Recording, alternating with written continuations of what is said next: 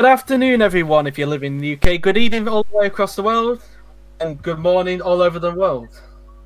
And I heard myself there for a minute, but welcome to the first stream of 2019. Preseason testing for the top class. I am Joseph Willows, of course, or JW97, and I'm joined by the GP2 commentator, Robert Ionescu. How are you doing?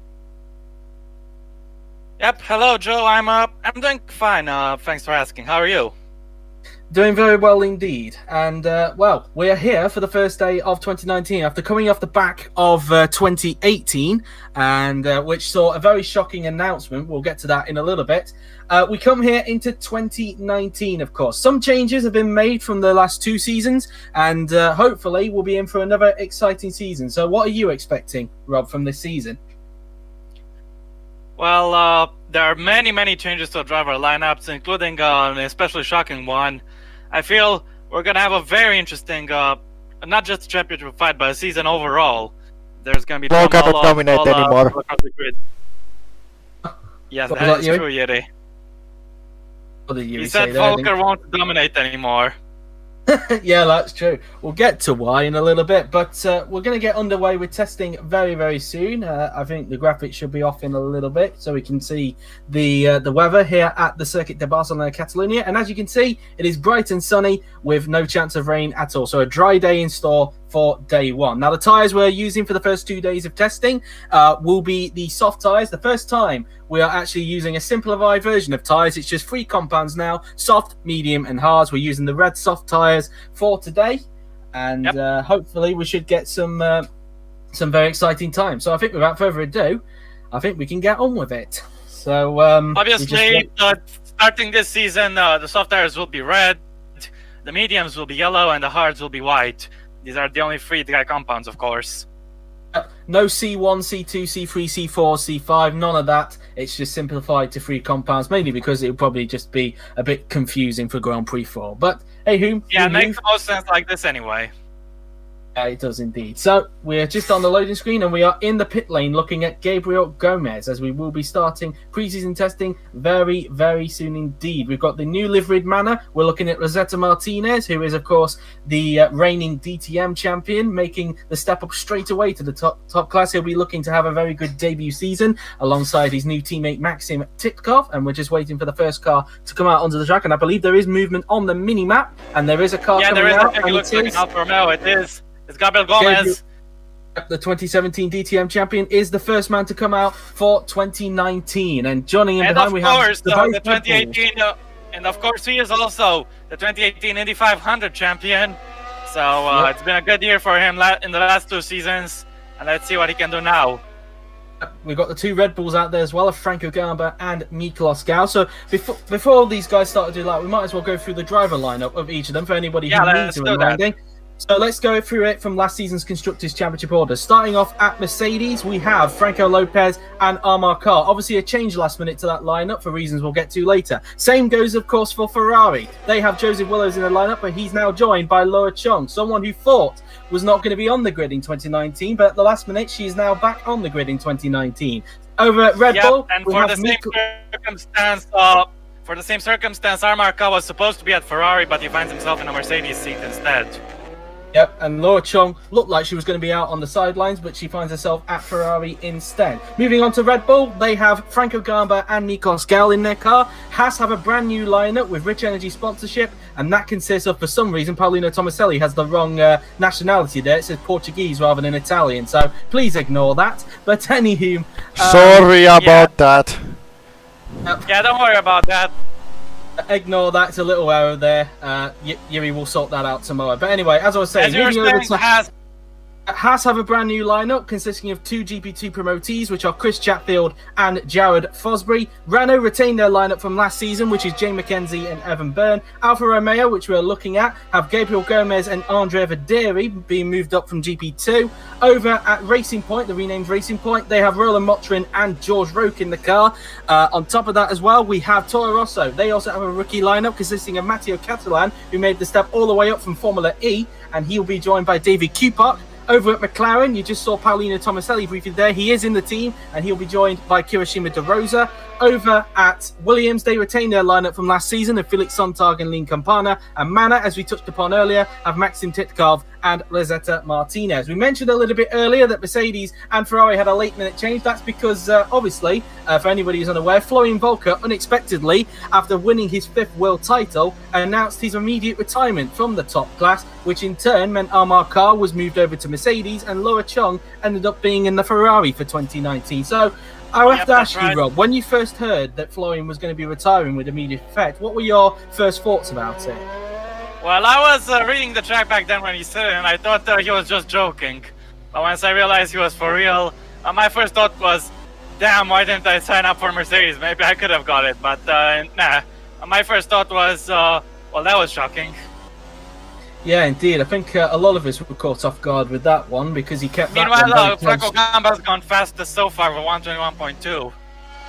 Sontag holding up there was a lot of traffic on that first lap, it must be said as well. And I think it may have been the same for the two Mercedes as well. Willow's being held up by Sontag. That was the Ferrari who was right behind Sontag, and he goes 9th as a result as he'll try and pass him on the pit straight. The Ferrari power engine should be a little bit more powerful than the Mercedes engine, like in real life, and he gets through with ease there. It was the same last season, of course. Ferrari had an edge on Mercedes when it came to the engine last season, although you couldn't really tell much sometimes when the downforce levels sort of changed, especially at Monza. But they did have the power last season, and it seems they've carried that forward into 2019. So more times coming through now. Obviously, all 22 cars are able to come out on the track, not 18 at once as we've seen in the past. Obviously, that was brought in towards the back end of the season. There's cars still trying to make his way through. There's still the one traffic. car yet to settle up, though, and I wonder who that is.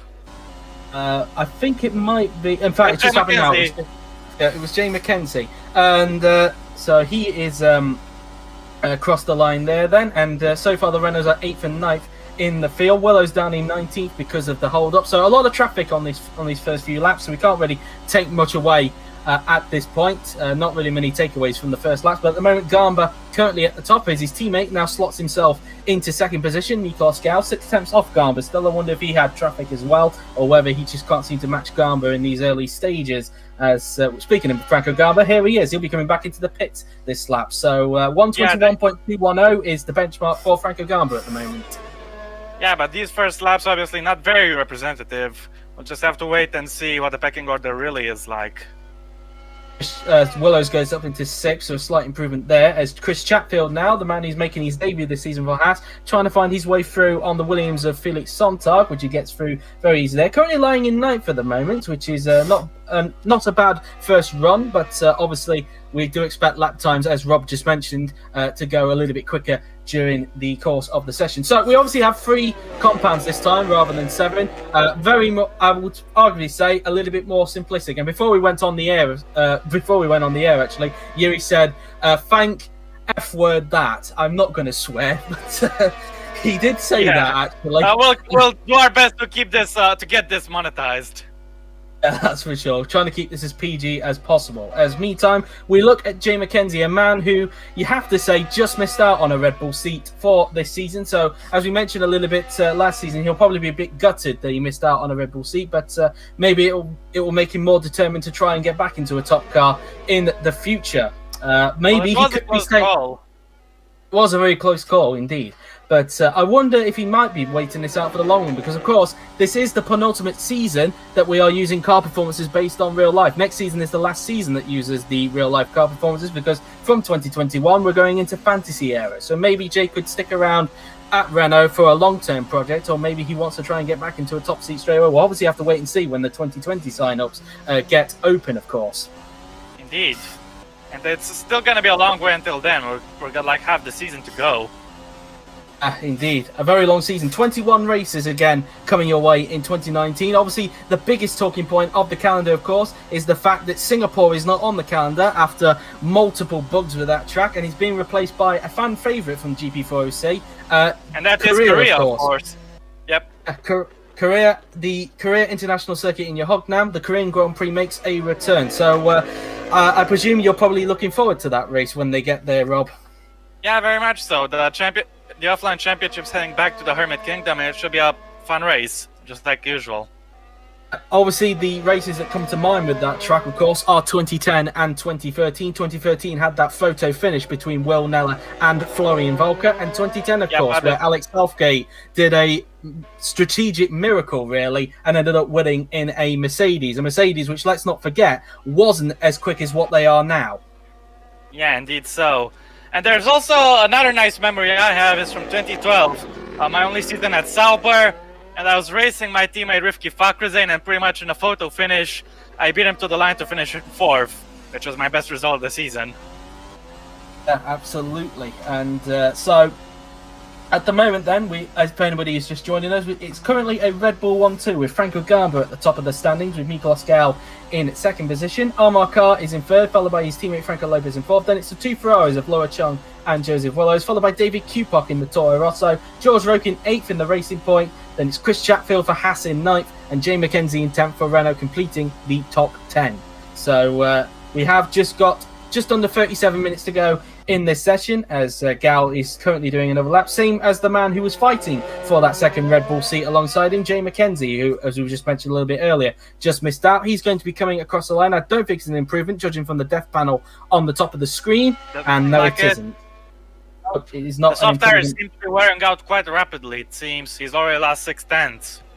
Yeah, well, speaking of the tyres, of course, we mentioned, obviously, that there are 3 different compounds. Well, a lot of people will probably be wondering if any of the compounds from last season, which ones in particular from the wear rates got chopped out. Well, none of them, really, because as we pointed out a few times last season, the tyres that we had last season have kind of merged to make these 3 compounds, really. So, yeah. Whether the wear range for the soft tyres here was a very high degradation of the soft tyres, we don't know, of course. Yuri doesn't really give out secrets on that, and rightfully so. I don't think he should, because it keeps the mystery, I guess, the mysterious side of the OC. Either way, when it comes to this season, we're entering uncharted territory, and we'll just have to wait for the first race to see what the tyres really are like. Yeah, absolutely. Well, one thing's for sure, as we pointed out, it will obviously be a lot more simpler for Yuri to manage, of course, now that there's just 3 tyres rather than what we had last season, which was 7. And we did actually get a super hard in last season, thankfully. Unlike F1 race, though. Yeah, but still, more than what F1 could achieve. So, that's anyway. Right. And then, like F1, we only used 1 tyre per race. They used 3 tyres per race, and they still couldn't add it. So, what a shame. Yeah. Well, whilst we were talking, Laura Chung has actually got up into 3rd position. Now, obviously, speaking of Laura, we did touch upon her a little bit earlier on.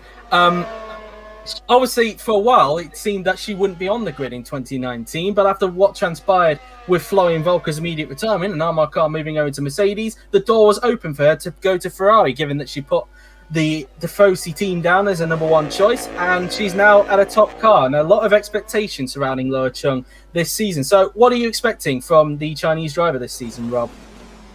Well, it's difficult to say, obviously, considering we just have to wait and see how quick that Ferrari is, if they can remain as quick as last season and take the fight to Mercedes or not. Either way, I expect Laura to be able to take at least 1 or 2 race wins, maybe even more. We'll just have to see. Imagine if she got her first win at a home race. That would be something. Well, that would be very, very entertaining. Indeed. Whilst we were just speaking, there was a little bit of contact there between Motrin and the Mercedes there, which I'm not sure which Mercedes that was that made contact, but it was a Mercedes, I can tell you that, because that was the one, because the Mercedes was on the inside of Chung and Motrin there. So, yeah, very interesting. A little bit of a contact between the 2019 Racing Point and the 2020 Racing Point, as you can see. Good joke. Thanks. It must be said. Yeah, of course. Next season we do see the pink Mercedes as well for the 2020 season. So George and Roland will be, knowing George and Roland, they'll probably want to stay at the team because they'll probably know that's their best chance of trying to get a victory next season. But we'll have to wait and see on that. Anyway, we now look at Kirishima DeRosa, a man who is fortunate to still be in the top class, it must be said, because I think he was thinking for a while he probably wasn't going to be in the top class, but he did make it. As we look at David Kupok, who, looking at his helmet there, I think, I don't know if that's a set helmet or whether that's a helmet that got sent in, but Joel Martinez there just put a move there on a racing point. That was, I believe it was. So the man doing some overtakes, it must be said. And Martinez has been quite good at overtaking DTM last season. It comes to mind in Spa where he could have won the championship but didn't as a result of a later crash. He made an incredible move on the exit of Eau Rouge and got like 3 or 4 cars. As Lopez has gone into second to break the Red Bull monopoly. Or duopoly. I was just going to mention that. I believe it was Lopez who clipped the back of Motrin because there is a Ferrari also behind him. So I presume that Ferrari being Chung behind, if I'm not mistaken. So I think it might have been Lopez that was the one that made the contact with Motrin a little bit earlier on. We're looking at David Kupak. I'm just looking at his helmet, and I believe it's a Sebastian Vettel helmet from looking at it, or it's a made helmet. I'm not 100% sure, but I don't think it's either Albon's or Kvyat's helmet from memory, because I don't remember Kvyat or Albon having that design of a helmet. In fact, their helmets in real life were very similar to each other. At times, they were very confusing to tell who was who. So, Montag, on the other hand, a change of helmet for him. He obviously had this at the last race last season. It's Mick Schumacher's 2021 helmet. Because that's right, with number 47, of course. Obviously, he used that in the last race of 2018. Obviously, some 2021 helmets are being released now as I speak. They've actually been a thread on Grand Prix Games, which goes into, which I believe has actually all the 2021 drivers on there actually. So they're all available. That's good news. As we got a little bit of a traffic jam here, Kupak impeding some cars, including Mercedes and a Ferrari involved in this squabble, and also an Alfa Romeo. And here comes the Mercedes passing Kupak as Burns gone into 7th place. And that's Gabriel Gomez up in 19th. He's the Alfa Romeo in question. That's Lopez who's actually getting by on Kupak there. And I can tell because currently in 2nd place, outpacing his teammate by about half a second. Indeed. Obviously, we don't know if that's because Carr had some traffic issues or whatnot, but we're going to presume that is, of course, because, in fact, Carr's still out on the track. I don't know if he's got any traffic around him at this point in time. But for Red Bull, at least, we talked about Garma, of course, being at the top. Red Bull do need a turnaround this season, it must be said. Last season, no wins on the board. Their first winless season since 2008. And overall, you have to say, a disappointing year for Red Bull. Very, very much so. And they'll be hoping for a better twist of fate this season. With obviously, the new power unit, of course, and the new driver replacing Joel Hutter, they'll be hoping for a much better year this time around. Yep, the Honda engine now in the back of the Red Bull. They're hoping it gives them more power this season. As we're looking at Catalan, he's only 300ths down on his personal best as his teammate is coming into the pits this lap.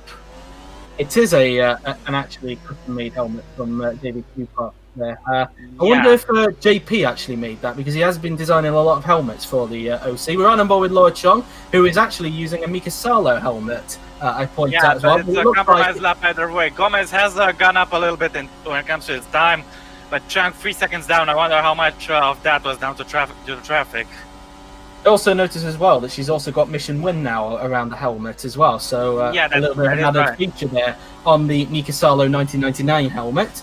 As Chung now then goes around turn 3. Let's see what her first sector is going to be like now that she's got clear track in front of her. We won't, because the auto camera says otherwise. We now look at a Toro Rosso, who the team that did previously employ Loa Chung. We're looking at Matteo Catalan, a man who nobody expected would be in the top class for 2019. A lot of people thought it was going to be between you and Michael Mocho initially, but in the end, a big surprise. But he came out of nowhere with some good results in Formula. I think he finished 3rd in the championship, if I'm not mistaken. And that was enough to give him the seat, especially considering myself and Mocho were having a bad end to the season in DTM. Well, you're obviously having another season in DTM. You're obviously having a new teammate in the form of Johan Peterson, who is obviously coming after having a title battle in BTCC. So hopefully for yourself, you'll probably be looking for an improvement in 2019.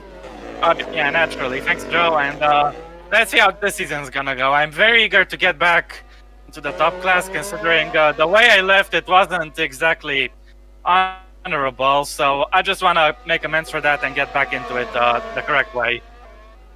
Meanwhile, Gomez has gone up into 10th, and whilst we were speaking, Wallace has actually got up into 5th position, ahead of his former teammate now, Amar Carr. Because of Flowing's retirement, we only have 3 champions on the grid now. Joseph Wallows, Miklos Gau, and Jay McKenzie. They're the only 3 champions left on the grid. So considering how good Mercedes are, Mercedes and Red Bull are, and Ferrari. We might very likely get a new champion very soon, unless Galo or Willows manage to get another one. Exactly right. Meanwhile, Videri has gone up into 7th place in the Alfa Romeo, so he gets ahead of his more experienced teammate, Gabriel Gomez. And now we look at De Rosa, who's still struggling to find a way through on, I believe that's Chris Chatfield. I think it's Chatfield because it's the number 20 Haas, as Motrin only goes 15th, so at the moment not outpacing Roke. Of course, Roke and Motrin reuniting for the first time since 2010, so they are familiar with each other. Obviously, the last time they were teammates, Motrin actually humiliated Roke in the championship, it must be said. Roke looking for redemption this time around, it must be said, after coming off what is probably in his mind, probably his best ever season in the top class, and that's even with all the wins he's had in the past. I think George has even been on record saying that that 2018 was his best ever season in the top class. Yeah, I sure can remember him saying that, and he's done fantastic in that house. He's looking to fix all these goddamn damages. Yeah. Anybody who's unaware of the karaoke night that happened in Discord, you don't want to know. But anyway, there was more contact there. This time it was between Videri and a Red Bull. I would laugh if that was Franco Gamba who made contact, because I know that Videri and Gamba are good friends in real life. So yeah, it would have been hilarious if in fact, I don't think it is Gamba. I believe that was Gao who made contact, and it was Gao because Gamba was in the pits when that happened. So it was Gao who made contact with Andre Videri. As we look back at Loa Chung, who was 3 tenths down in the first sector, here is Maxim Titkov, who this season will be looking to try and get his first points in the top class. I mean, he was cruelly denied last season. Yeah, it was very unfortunate for Titkov. All that happened there at the Russian Grand Prix. It was looking very good, but I think was it a problem towards the end, and it forced him to pit. He retired from the race, actually. It was a suspension failure that prevented him from getting the points, and he ended up pulling off to the side of the track, which denied him a good haul of points, 6 championship points, which would have definitely meant he would have beaten Jones in the championship, given that he only scored 3 points last season. Of course, Jones is not in it, same as Hutter. He didn't sign up for the 2019 season. He actually hasn't signed up for any tier. So, like with Hutter, it seems that they're probably going to be taking at least a season out of the OC. Yeah, I don't think Jones signed up either, so that would be that. Yeah, that's that. So anyway, Chung crosses the line, doesn't improve, and it looks like she might get held up by Gomez very soon as she goes into the first corner. And meanwhile, Mackenzie has got himself up into 8th position, a few hundredths off the dairy at the moment. And so obviously, you've commentated GP2 last season, of course. Robbie, I've been doing for the last few seasons. Right. I should say. Obviously, the GP2 drivers that came up to this season, of course, the main ones, we obviously know that Videri and Kupok made their way up, but also I think the main two that everyone will be interested in is Chatfield and Fosbury, who were the main contenders last season for the championship. Obviously, both of them just missing out on the title, but how do you rate their chances for 2019? Well, Chatfield led the championship for much of the way in the latter stages, but before he got surpassed by David Suarez at the very end. And Jared Fosbury managed to grab second despite not winning a single race. He's had a very consistent season, and that's why he beat Chatfield to second place last season. So I think both of them, if the Haas is good enough, which hopefully for their sake it will be, I think both of them can expect to score points on a pretty okay basis. We'll just have to wait and see. But either way, both of them very exciting prospects, and we'll just have to wait and see what they do. And as for Videri, interesting stat about him: in the last 3 GP2 seasons, he always finished 6th at Brazil. In 2016, he finished 6th at Brazil. In 2017, he finished 6th, and last season he finished 6th as well. I think it'll take a miracle for Alfa Romeo to finish 6th in Brazil this time around. But don't forget what they did in the real life Grand Prix when they finished 4th and 5th. So anything can happen. Unfortunately, we don't have a safety car in Grand Prix 4, so they might need to find another way to get up to 4th and 5th. But anyway, here is Videri, speaking of which. He's actually trying to get by on one of the Williamses there. Currently lying in 8th position. As we were talking, De Rosa actually got up into 7th place for McLaren. McLaren looking for a better year, it must be said. A lot of people were expecting a better season for them in 2018, but unfortunately things didn't go according to plan. The only good moment that the team had last season, of course, was that podium that De Rosa got at Monaco. So they'll be looking to hopefully have a big turnaround in 2019. Yeah. The change on over to Renault while in theory it would have sounded like a good idea in practice, didn't deliver the best result. But hopefully, they've been working on the engine, they've been working on the car, and the Hawks and McLaren, they'll be hoping to have fine-tuned the car and make it work better this season. Because McLaren is a historic team, and they deserve a good result, and they just need the car for it. We are with a McLaren. Now there's De Rosa, and he's actually getting held up by one of the Haas drivers. I think that might have been Fosbury, because I know that Fosbury has actually gone with a Jensen Button helmet. In fact, the same one that George Rote used last season, it must be said. Although I am aware that JP is actually trying to make him a custom-made button helmet for season ahead. I don't know whether he actually sent, if that was the actual helmet in question that JP sent, or it's just a standard button helmet. I'm not sure. But anyway, De Rosa going to try and pass Fosbury again if he can, and he's also got the one of the Red Bulls behind. I'm not sure which Red Bull that is because they're both back out onto the racetrack. And as we now ride back on board with Chung, who's actually coming into the pits this lap. Roke has actually set an identical time to Gomez now, but of course Gomez is ahead of him because of the fact that Gomez set the time third. So Gomez in 13th and Roke in 14th position. As these two are still being held up by Jared Fosbury at the moment. So we'll have to wait and see if that helmet can deliver a good omen once again. Yeah, indeed. Now, of course, this is pre-season testing. Of course, we're obviously going to be live for the next 4 days. Obviously, the first 2 days happening here at Barcelona and the final 2 days happening at Bahrain. We do have rotational commentators for the testing. There is actually a scheduled out on Discord for who's commentating on what day. And so I won't be commentating on every day. There will be different people. But the motor of the lineup will remain the same as today, so we're not going to have to worry about that much. We know the schedule up until the Australia weekend, but we're not going to reveal just yet. You'll just have to wait and see what it's going to be, guys. Absolutely. Well, just speaking on the topic of pre-season testing as well, obviously the first 3 days you'll get to see the main drivers, but day 4 is where we get to see the test drivers in action. And obviously who the test drivers replace, it all comes down to whoever was ahead of their teammate the most in these 3 sessions. So the 2 sessions here in Barcelona and day 3 at Bahrain. Whoever was on top the highest, the most out of the 2 teammates, the lowest person will get replaced by the test driver on day 4. So that's how it will work for that. As meantime, De Rosa actually... Oh! Was there contact there?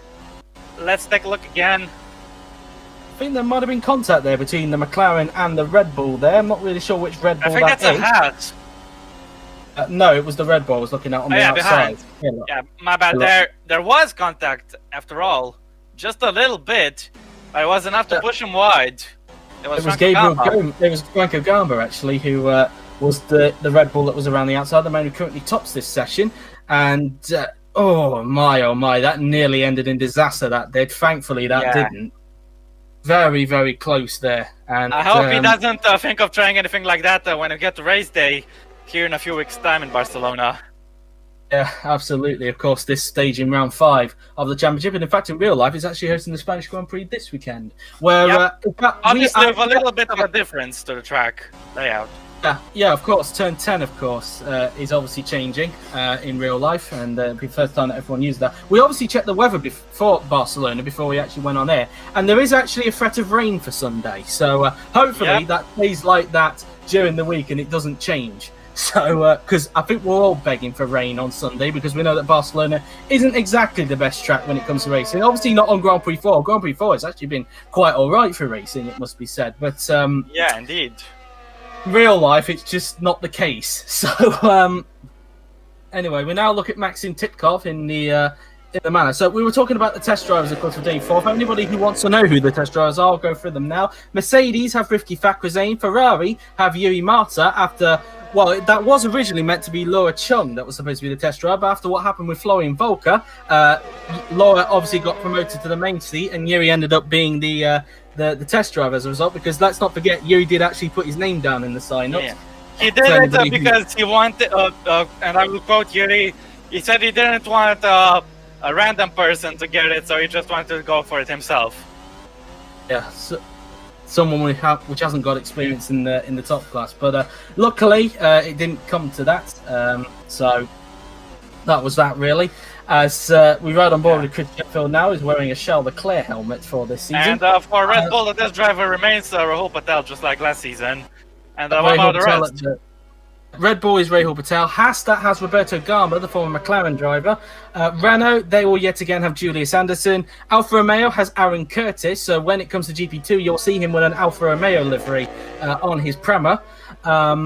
Same with Rahul Patel, actually. You'll see a Red Bull livery on his GP2 car because Patel's obviously going up to GP2. Seen an Alfa Romeo on the Prema Balenciaga last season is now just going to switch teams over to Aaron Curtis over in the Prema, yes. Over at Racing Point, they have Tulavi Naltoranon, the man who missed out on staying at Racing Point for 2019. He's ending up in Formula E this season because, in his words, he forgot to sign up for DTM.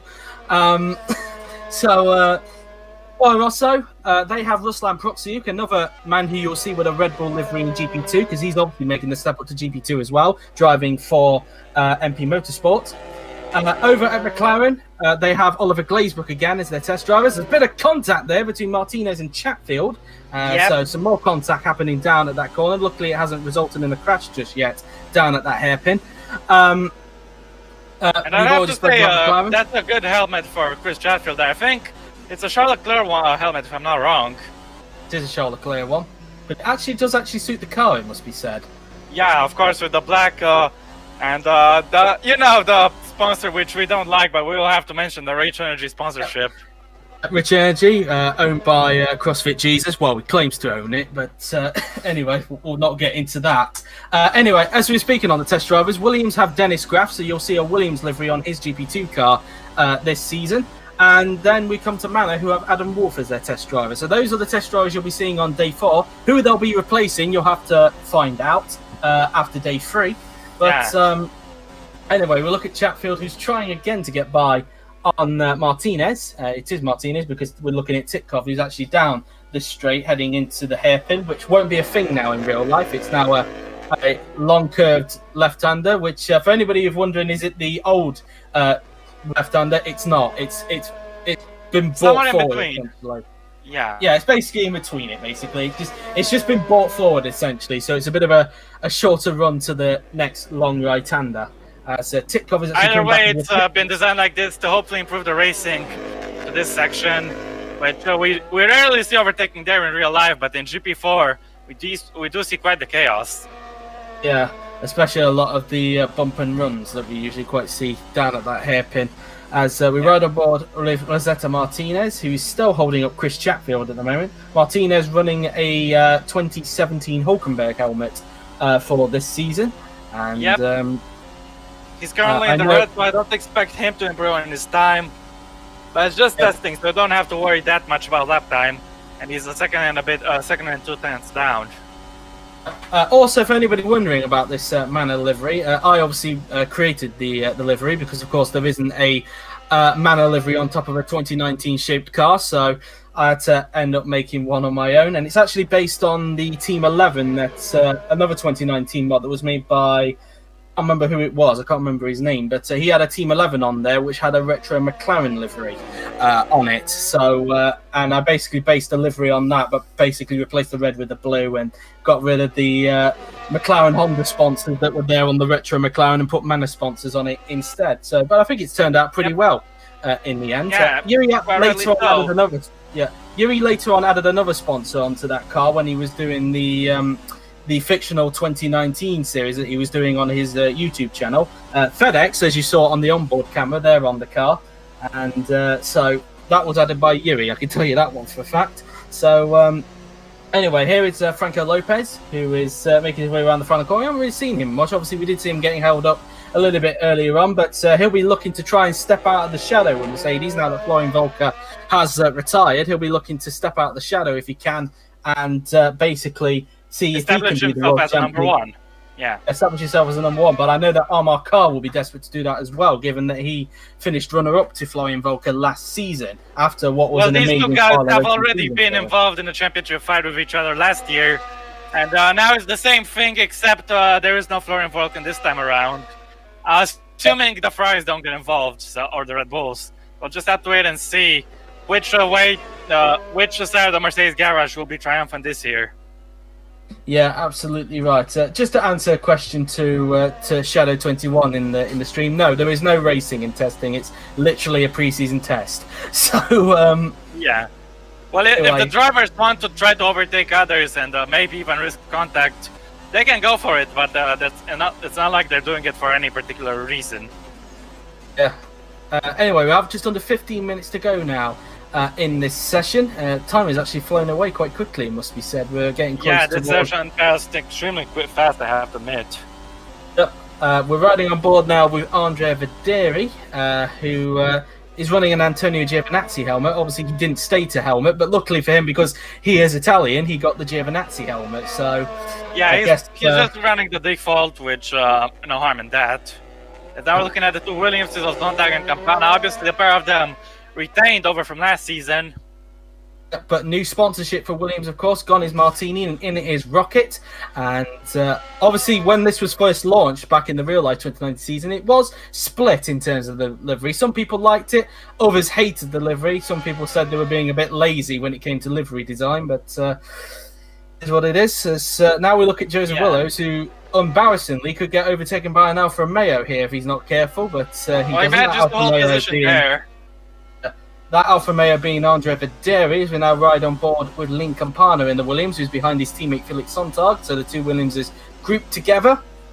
Clearly, they must be practicing some fuel-saving measures there, because of the slipstream, you can save quite some fuel if you slow down a little bit at the end of the straight lines, left-hand coast basically, and learning how to drive in the dirty air and in the slipstream can help you out quite a ton when we get to race day, and we might have huge trains of cars. Yeah, absolutely.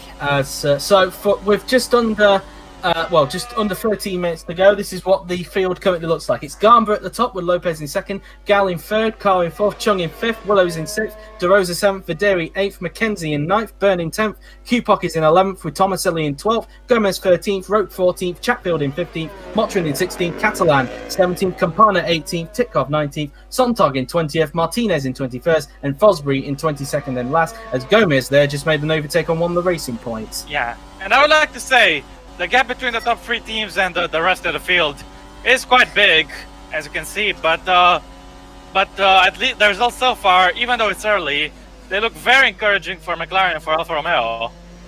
So very encouraging for those two teams. And I'd also say Renault as well, given both the Renaults are currently in the top 10, McKenzie and Byrne.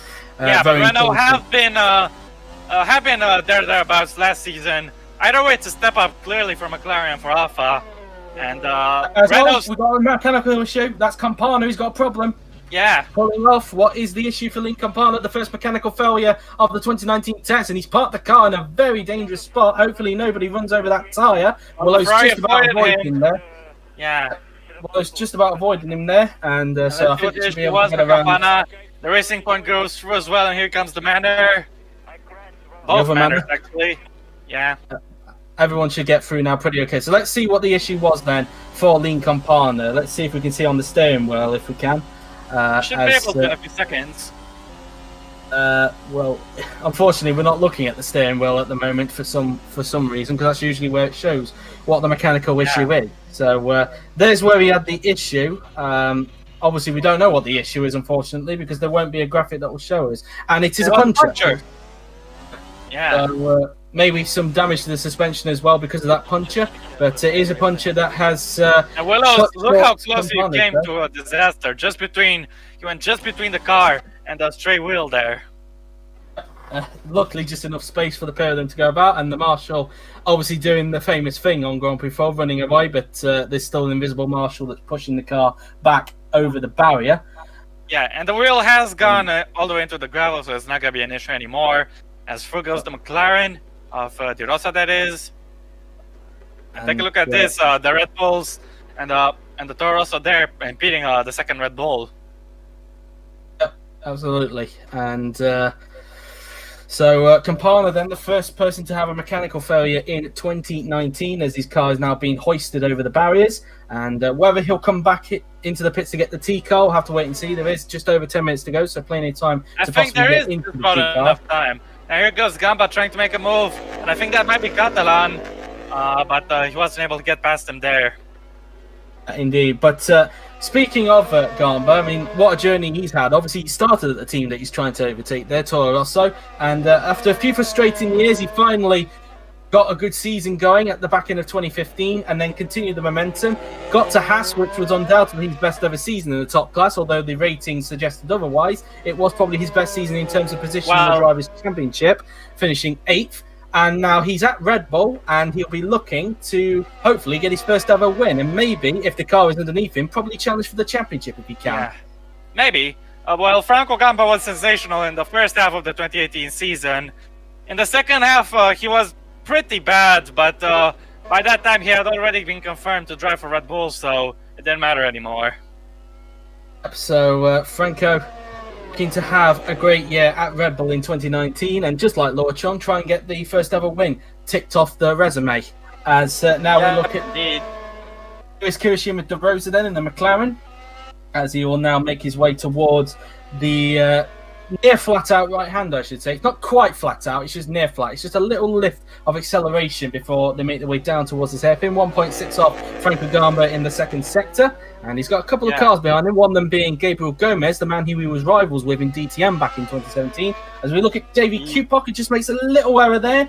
The German, who you could say has taken over the mantelpiece as the second German on the grid, because there was meant to be 3 Germans on the grid in 2019 before Volker. Obviously, Volker's plans changed that a little bit.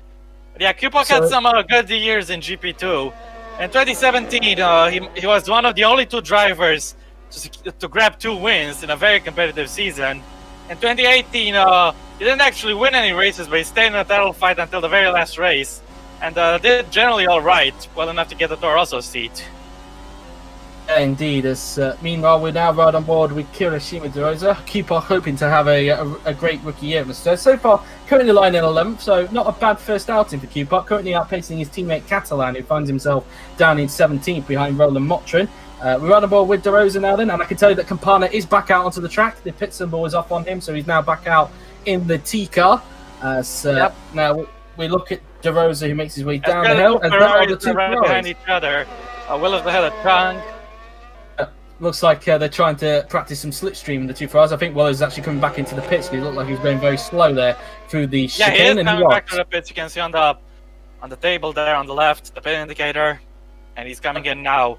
But they're getting some slipstream from Laura Trang, and he'll be coming in at the end of this lap.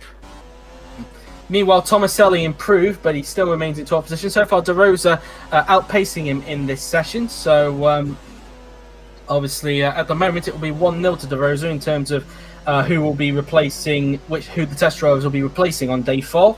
At the moment, of course. So he'll be if De Rosa finishes ahead of him by the end of today, he'll be hoping to try and level that tomorrow. Because if he doesn't, here comes Gal overtaking him, and Gal will be coming in. So this is his stint over. Let's see if he can make the pass, and he should be doing this easily. And the Honda appears to be more powerful than the Renault this time around. It seems like the Honda's got a little bit more grunt on it compared to the Renault this season, and it's clearly working in the back of the Red Bull, it should be said. Meantime, we look at Tomaselli. He's out braking Kupok, I should say, into the hairpin. Now he finds himself in 12th. Maybe he could try and find some more time. Now he's got some clear track in front, and maybe try and get the McLaren into the top 10. Obviously, Paulino Tomaselli, who's come off the back of 2 impressive seasons in the top class. Obviously, 2017, a miracle year for him, an amazing year for him, in a car that was definitely the slowest on the grid. It was, the second slowest on the grid, it must be said, ahead of the Manor, but definitely second slowest, it must be said. Absolutely. With a year-old engine, but he definitely got the best out of that. And then 2018, continuing the momentum, and ended up just missing out on the top 10 in the Drivers' Championship. Roland Motrin just pipping him in Brazil in the end to claim 10th in the Drivers' Championship. As we now look at Road, and now Tomaselli's moved to another team. And looking at their form so far in testing, has it been the correct move? We'll just have to wait and see. But it's definitely looking better for McLaren than it was this time last year. And at the moment on an improvement, we're looking at his helmet, of course, because that was a bit of a meme for him last season, his helmet, in that a lot of people seem to joke that ever since he had that helmet change in 2018, it gave him a good run of points. He's obviously got a new helmet for this season, so whether it will work out for him this season, we'll have to wait and see. But Byrne now crossing the line. Now he's gone up in 8th place, just 3,1,000 behind Kirishima de Rosa. So that was a good lap from the Irishman. He's going for another one. looking to see if he can improve upon that time. But a very good lap. Considering these tires, I don't think he'll be able to improve, but let's just see. Speaking of Evan Byrne, he obviously came off a very good 2018 himself, it must be said. Finished 9th in the Drivers' Championship, beating his teammate Jay McKenzie, thanks to that good run of points that he had. And, well... and an obvious highlight of his season was almost grabbing pole position over the Hungaroring. And it was a good season for Byrne, I have to say. Again, could you imagine the scenes if he actually got pole position in Hungary? It would have been crazy. mental. Well, he's already got some history, some weird history in the Renault, which is, for example, when he won in Turkey in 2010. And he almost started to that bit of epic history. Let's see if he can make any more magic happen this season. We'll have to wait and see, of course. But yeah, obviously he's not. It wouldn't have been the first time he would have got pole position in a midfield car had he had done that. Because remember back in 2006, in a Red Bull that was not as competitive as it is today, he managed to grab pole position at, I believe, Suzuka, and that was only his second. Was it what his third race in the top class at that point? Very quick to get a pole position. Very quick to get a pole position. But Byrne doesn't improve that time. He remains in 8th position, but he will be looking to build upon what he was able to do in 2018 and hopefully have another good year. To have another great year in 2019. He's coming back into the pits this lap. Whether that was his final flying lap, we'll have to wait and see, given the countdown on the timer at the top there. We have just over 4 minutes to go in the first day of preseason testing. Well, there is time, so we'll just have to wait and see. Absolutely. And he was just making his way down towards the hairpin. So, yeah, so he'll be coming back into the... Gamba appears to remain the fastest driver at the moment. And with just under 4 minutes left, it remains to be seen if anyone can challenge him. But either way, what's clear is that Red Bull have had a very good day so far. Unexpectedly good. But yeah, clearly they're putting 2018 behind. And are focusing on the present and on the future. Yep, and now they're also starting a new run, and he's starting it by pulling an overtake on the Alfa Romeo, or not quite. They're still racing there. He has to stay behind Federi. It was Federi that was the guy who was holding him up, so his life might be compromised as a result. The man currently in 7th position. There's Catalan. I don't know if Byrne may have impeded there, because Catalan is on improvement. Maybe just a little bit, but he could improve now. Let's see where he's going to go. The man 17th place, goes up 1 place. Up into 16th position goes the Italian, and so maybe he did get a little bit held up, and if he did, who knows where he could have ended up. He might have been a little bit higher than where he is, but yeah. Meanwhile, I wanted to mention De Rosa, despite, aside from the Monaco podium, despite not the best 2018, he's put all that behind him, and he's currently best of the rest, as Luca and Franco Lopez are stuck behind the Williams and putting the lap on him, or trying to, not put the lap, sorry, trying to overtake him. We're not on race day yet, Rob. What are you thinking? But yeah. Yeah. Anyway, I've also noticed as well that Yuri hasn't changed the numbers on the Manners, because I think I did send him a Photoshop file of that Manor, to be honest, which has the option to change the numbers if he can. So, yeah. So, I changed them, but for some reason they are not showing. Oh, okay. Okay. So apparently the numbers aren't showing for some reason. Apparently Yuri did change. The Team 11 file is quite a bit confusing, to be honest. Okay. Anyway, so we now look at we now look back at Martinez actually, and he just makes his way around the final corner, and he will be crossing the line, and we are getting towards the end now because we have just under 1 3/4 minutes to go. As Q-Pot's coming back in, that's his session done. There's a very brilliant overtake there by one of the Mercedes. I think that might be I think Car. it's Lopez. Yeah. Oh no, it's Car. I think. Yeah. We'll have to see with the number, of course, whether it was 3 or 14. 14, of course, being Car, 3 being Lopez. As here is Franco Gowan, the man at the top, being held up by Roland Motrin. Right, so losing 2 seconds there. And looking to see if he can try and get one good lap in as he actually gets by on a Mercedes-powered car there. So, very interesting there. It seems the Honda might actually be a bit of a match for Mercedes. We'll have to see. Judging that, as we now look at Martinez keeping Jay McKenzie behind. At this present moment, just over a minute to go. I think we're now just going to be remaining on board with certain drivers to see what the times is. Willows doesn't improve. Here's Carr with his updated helmet as a result of him going to Mercedes. He doesn't improve, so I think it was Lopez that did the overtake on Q-Pot. In fact, no, then again, that was Keeper who just came to the pits, if I'm not mistaken. So that might have been Carr. Here is Lopez then, just coming around the final corner. The Argentine currently a Franco 1-2, I must add, across the line, and Lopez does not improve on that. Here comes Martinez at the moment in the manor. And I think he'll probably get one more lap in, unless the pit symbol comes up on the top of his death panel after he finishes the lap. We'll have to wait and see. But round in the final corner comes the 2018 DTM champion. Martinez then, across the line he will go. And let's see, he does not improve, and nor does Mackenzie behind. Catalan doesn't improve. De Rosa is on an improvement. Let's see where the Polish driver can end up, and he improves but remains in 7th position. But Dairy does not improve. 10 seconds left on the clock. Roke just enough time to start a fresh lap. His former teammate Franco Gamba, he's going to get one more lap in, and he does not improve. Motrin, can he get one more lap in for the checkered flag? Just Motrin just about got there, so he will be the last one to cross the line there, as the checkered flag is now out. Maxim Tipkov crosses the line, no improvement for him. Same with Chatfield, so they remain where they are. Lots of guys coming in. Chung's final lap getting impeded there as a result of all those guys coming into the pits. Chung, though, lining up in 5th position, just a few hundredths off Carr and Gal there, so not a bad first session for Lower Chung. And that Portuguese flag will get changed, I promise. It will be changed to an Italian flag tomorrow. As now we look at Franco Lopez, who makes his way through the chicane. And here goes Lopez, who goes around the final corner. And it doesn't look like it will be an improvement for the Argentine. And across the line he will go. And no improvement at all. Jay McKenzie now then, just going around the right-hander. No improvement for him at the moment. So far, just on the fringes of the top 10, it looks like he's going to remain there as a result. So both Renaults will be in the top 10. Out of the final chicane. And then around the final corner. And McKenzie now then, across the line he will go in the Renault. And he probably won't improve, but let's see. No, he doesn't. Remains 10th. Martinez quite a way down. Line, no improvement. Catalan goes in. Here comes Videri. Across the line he will go in the Alfa Romeo. And no improvement there for him. Rope crosses the line. He does 13th fastest. He's going in front of Gomez, having had the same lap that I him before. Any other racing point improves well? Motrin is the final car on the lap. He crosses the line. It's not going to be an improvement, and no, it isn't. So there you have it. That's the end of day one of pre-season testing.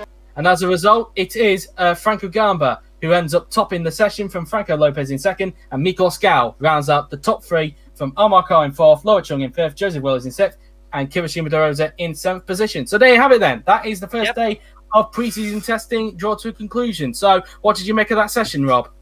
Well, it was very interesting. Ferrari a little bit on the back foot, but they're not far down. Red Bull doing much better than I expected.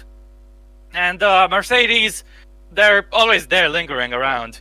Also got to say, McLaren Alfa Romeo have done exceptionally well compared to their form from last season, and Renault are staying consistent. Yeah, so it's only been 45 minutes, but we have a lot of stories to tell from this one session, and it's been very interesting. Definitely, and it's the first time I think in a long time that a Red Bull has actually topped a preseason test, because they didn't top any in 2017 or 18 from memory. No, they didn't. I believe maybe the last time they topped a session might have been 2013, I think, if I'm not mistaken. I could be wrong, but I believe possibly. It was 2013. I think it was 2013 the last time they topped the session, and it was. I think I might have topped the session. Thereabouts when I joined Red Bull in 2014, but I'm not quite sure, because obviously I won the first race. I remember that Mercedes actually topped all the days in 2014, so yeah, I believe they did, and I believe 2015 was just Ferrari and Mercedes. So obviously, because Red Bull lost time from 2015 compared to 2014, but I still won a race back then. I am correct. It was the first time since 2013 that Red Bull have actually topped a pre-season test. So there you go then. That has been it from day one. Me and Rob will be back tomorrow for day 2, the final day at Barcelona. But until then, I'll be JW97. And I have been Kaiser Bob, but you can call me Robert Ionescu because that is my name, of course. We will see you tomorrow at the same time for day number 2. So until then, take care.